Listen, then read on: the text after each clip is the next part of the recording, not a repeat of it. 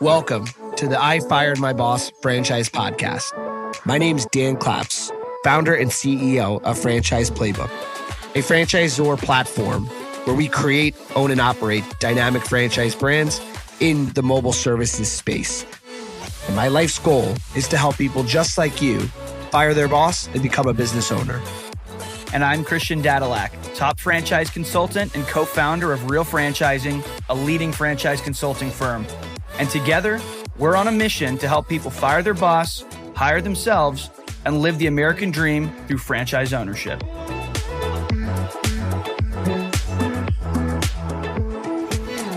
Hello, and welcome to another episode of the I Fired My Boss podcast with your host, Dan Claps. Coming at you solo today with a topic that I was just talking to some of our franchise owners about on a training call. And I think it's applicable for anyone that's in business or thinking about being in business.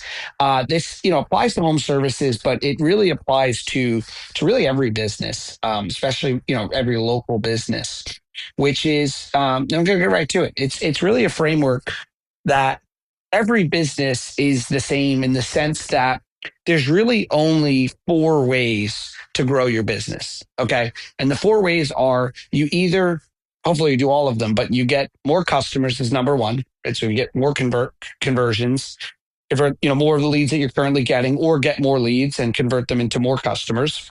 Number 2 is get the customers that are already buying from you to buy more from you, right, at a higher price point. Or number 3, get customers that are already buying from you to buy other services from you. So cross-selling, right? So think of number 2 as upselling, and then number 3 is cross-selling. And then number 4 is you reduce costs, right? So you make your business more profitable by removing costs. But most people, their business is only so big. And while, yes, you should work as hard as you can to cost contain, there's only so much you can do there, right? You really can't build a big business just by trying to cut costs. You can't save your way to building a big business. And so, yes, you want to be financially disciplined and focus on your gross profit margin, your net margin, and everything else. But that's not really going to grow your business until it's at maturity. And so what you really want to focus on is, how do I get more customers? How do I get more leads? How do I convert more of the leads that I'm currently getting? How do I increase my average ticket on the leads that I convert? And then how do I sell more services through cross-selling to the customers I'm serving?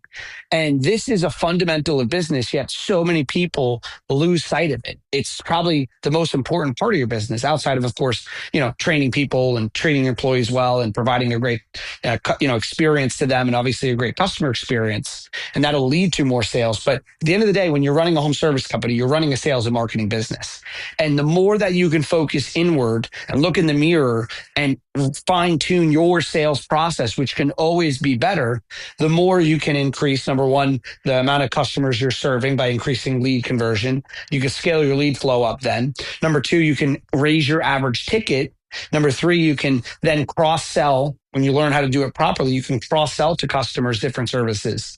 And then, of course, as you bring in more money, try to cut costs and make your business as profitable as possible. So let's talk about the different ways to do it. The number 1 that I'm going to start with is something that is so right in front of all of us, but none of us do it. And I'm guilty of it as well, which is when you pay Google or, local service ads or Facebook ads or direct mail campaigns or whatever marketing campaigns that you're doing, and you get a lead and you convert them and you sell them a service, how many of you are now asking that customer when they're happy for a referral to other people that could use your service? And it's interesting, on the coaching call that I was doing this morning, I asked the franchise owners, how many of you are doing this? And there were a few hands up. How many aren't? And many hands were not up that they were doing it. And the question was, well, why? Is it you just haven't been thinking about it? That's probably part. And what's another reason? And one of the franchise partners said, it's a lack of confidence. I'm afraid that I'm going to come off pushy, right? And what happened was they did this attempt one time with a customer where they asked them for a referral and the customer said no, and they decided to stop doing it. That's like saying, you got every lead you got, no, only 5 people bought out of 10. And, so it doesn't work, right? You can't go off of 5. If you sell 5 jobs out of 10, 5 people said no. If you sell 1 job out of 10, 9 people said no, but 1 said yes, right? And so what matters is not that when you ask for referrals, everyone says yes to it, but that if you ask 10 people and 2 say yes, and each gave you an average of 3, that's 6 referrals. If you close 2 out of the 6, which referrals have a high likelihood of closing, whatever your average ticket is, right? That's 2 extra jobs that you didn't have to pay Google for. You didn't have to send a truck. You sent the truck already to that one homeowner. You don't have to pay Google again or whatever ad campaign you're doing. And you just brought in top line revenue and really bottom line revenue right into your business without spending more on marketing. And it's a simple thing, but we lose sight of doing it. So I'll walk you through the framework that I use and try to teach, which is when you're in the home and you do a great job and you ask them for a review and they give you a 5-star review and they're happy.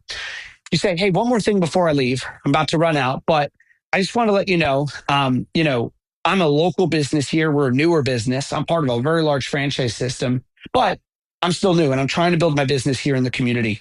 And the best way for me to grow the business is through word of mouth. And so I was wondering, who do you know that could use this service as well? And Mr. Johnson, if you're able to give me 2 or 3 names, what I'm able to do is I can get you a discount off this bill right now. I'll give you 10 or 20% off the bill if you can give me a couple names.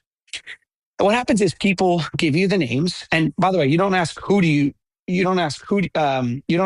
know anyone? You ask, who do you know?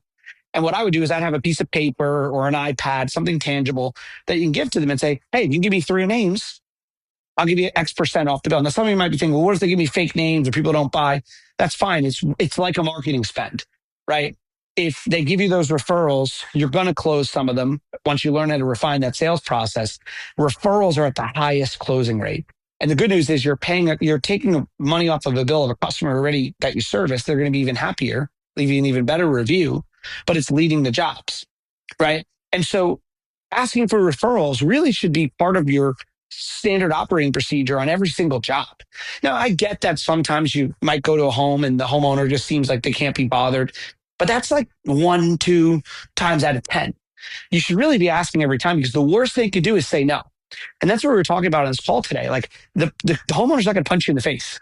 Like they're not going to go leave a negative review because you asked for referrals. If you do it in the framework that I just mentioned politely and yet confidently, the chances are they may give you some people, especially when you're explaining to them that like you're a new business and you want to grow and you grow through word of mouth. People know this, but they don't know until you ask really. You got to ask for the order. And what I've found is usually people, when you do a great service and you provide 5-star experience, they want to help you. They want to help when you position it that way. And so you did all the work, you paid for the lead, you converted the job, you got there on time, you sent the truck, you paid for the gas, you paid for the technician, you gave a 5-star service. They're happy. Why not live in the little bit of discomfort for that last few minutes and ask for a referral? And people say, well, it's uncomfortable. I know. Money is made in the discomfort. Money is made outside of your comfort zone, almost always. Like when I think of selling, money is made in sales, not the 1 out of 10 people that just buy it when you put down the price sheet and they say yes. Money is made with the great sales professionals that can push through the objections and push through the rebuttals and push through, those types of things. And so it's the same with referrals. The money is made first by asking confidently in the right framework, and then having the perseverance and persistence to keep going. Not because you asked one homeowner for referrals and they said no, so you stopped doing it, but saying, I'm going to do this every time, almost every time, without fail, until I get a referral and until I get better at it.